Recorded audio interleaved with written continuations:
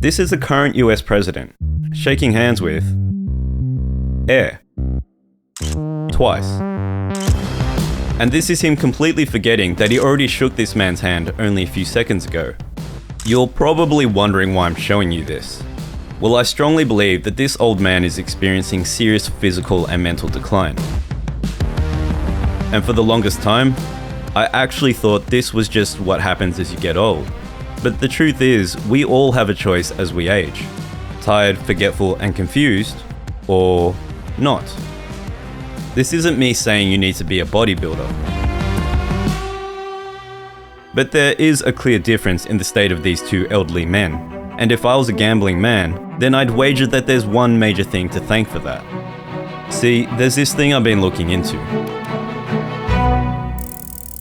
People have been doing it for a long time, and it's one of the biggest reasons we've survived until modern day.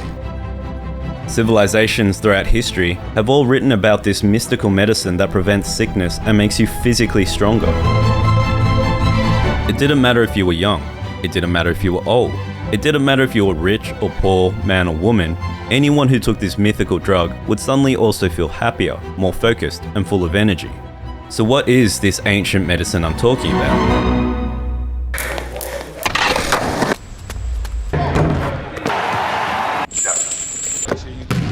Exercise. I know, that is not what anyone wanted to hear. But trust me when I say there's more to this regular ass boring activity than most people think. I used to think exercise was all about competition, entertainment, and this. But what if I told you that for over 2,500 years, that had absolutely nothing to do with exercise or how we were meant to learn it? Remember in school how you learnt about physical education? Let me guess, you learned how to play sport, right? How to work together, compromise, communicate. Your mom's a whore. What? What?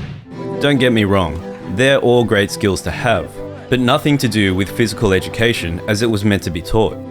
What you were supposed to learn was ancient knowledge passed down for 2,500 years. Knowledge that would have taught you how exercise keeps you healthy, literally making both your brain and body grow in size, allowing them to function at their peak. You would have learned that for 2,500 years, we used exercise to prevent disease instead of cure it after it's already infected us. And you would have learned all of this from a qualified physician. Instead, the invention of basketball in 1891, combined with the rise in popularity of sports, eventually led to qualified physicians being replaced by unqualified sports coaches in every school and college gym. Naturally, physical education turned into physical performance, and just like that, 2.5 millennia of ancient exercise wisdom was drowned out by an insatiable urge to win. But we're about to change that. This all began with one simple question. But what I found was a much deeper history of a forgotten medicine. And after all the research, I've come to realize that exercise is essential to the human condition. I'm not just talking about living longer. I'm talking about living stronger, happier, and healthier. So, if you thought exercise was just for athletes and gym junkies, then I urge you to keep watching, because this human cheat code is for everybody. But I made this for you. Wiggle your big toe. It's gonna take a little more effort than that. Okay, let's go. In everyday life, you face the chance of death from anything. Cancer, dementia, stroke, suicide, gunshot, car crash, plane crash, whatever. This is what we refer to as the risk for all-cause mortality and represents how long you're likely to live. For example, if you're a regular smoker, then your risk for all-cause mortality is increased by 40%. What that actually means is that at any given moment, whether you're at work, on the street, or sleeping in bed, you have a 40% higher chance of dying by any means than if you didn't smoke. So why is this important? Well, it turns out that the more physically fit you are, the lower your risk of all-cause mortality.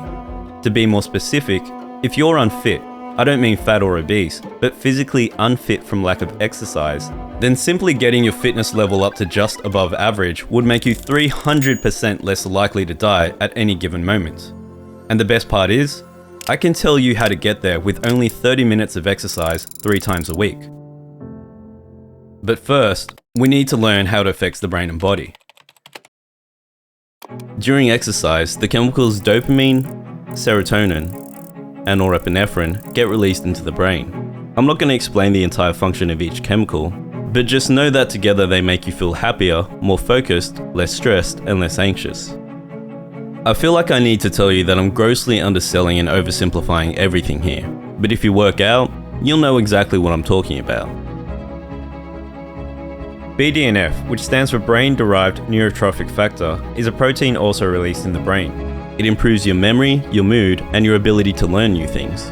But I'd say the most amazing thing is its insane ability to create new brain cells, which is a process called neurogenesis. Without it, your brain slowly dies. Helmut Klein was an executive at a bank in Berlin. He has a particularly severe form of dementia that can strike people as young as 50. Often it leads to death within 5 to 8 years. Imagine forgetting how to brush your teeth, or how to eat.